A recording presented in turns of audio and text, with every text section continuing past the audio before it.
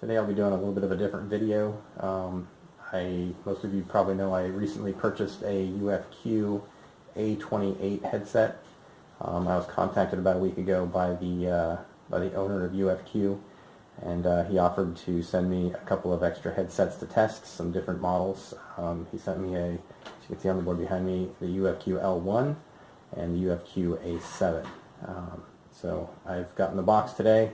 I'm going to tear into it and we'll take a look and see what is in there. Assuming this is the L2, it's the smaller of the two boxes that he sent.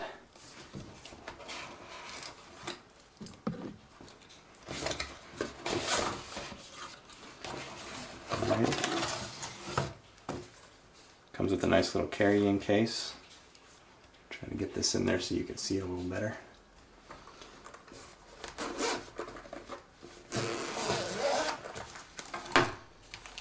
So this is one of the over-the-ear type headsets. It goes over the back of your head. Doesn't go over the top of your head like most conventional headsets do. Looks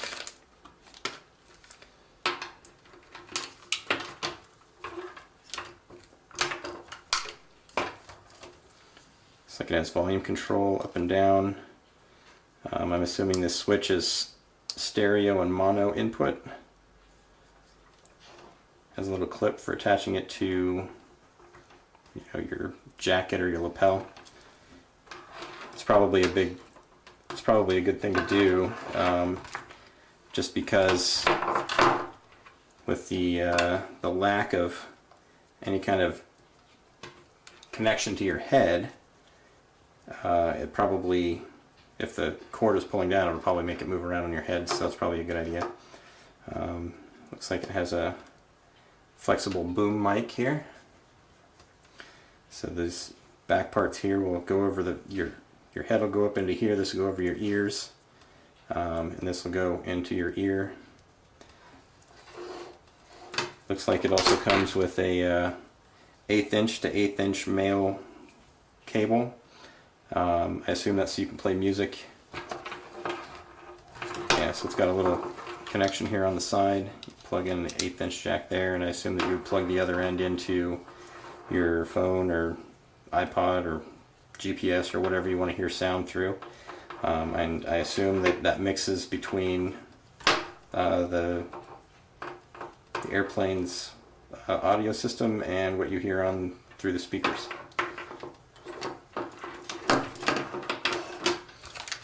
It also comes with a couple of earpieces. These little connectors here. Let me get these open.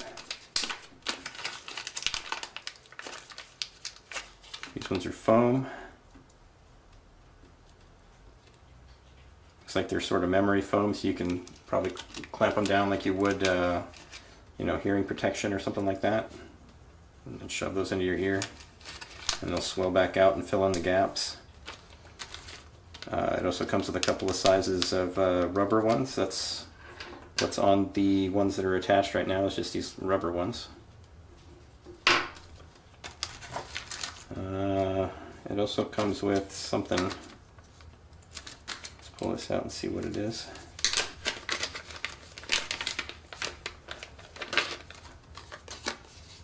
Alright, this looks like, according to this piece of cardboard that came with it, it looks like it's to give you some softer protection on the backs of your ears. Try and focus this in a little bit here.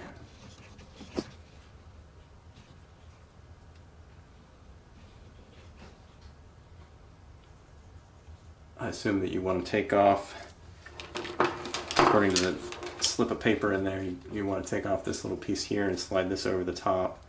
It gives you a little more comfortable of a fit over your ear, in case it's uncomfortable to you. It has two, one for each side.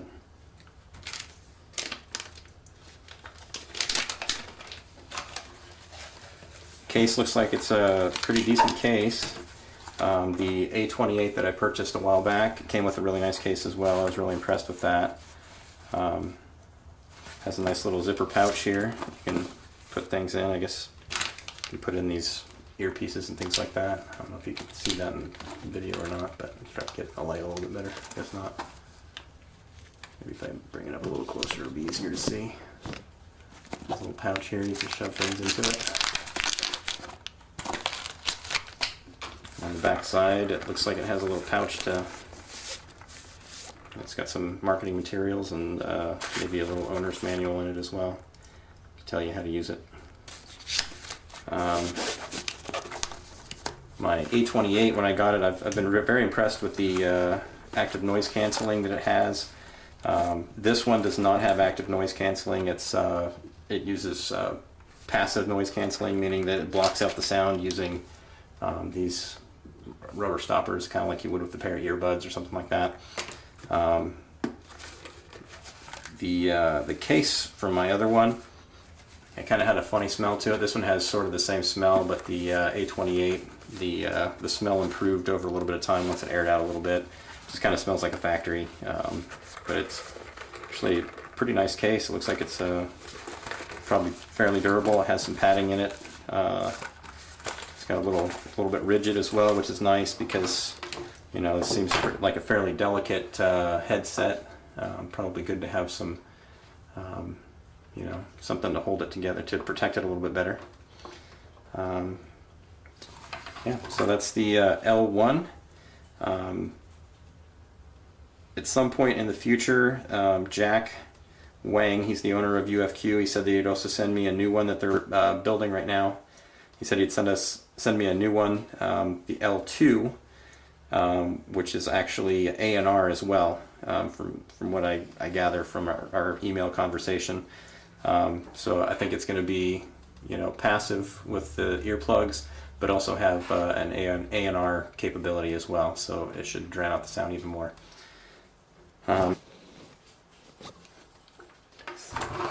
Go ahead and do a reboxing video as well, where I just put the thing back inside of the case that it came with.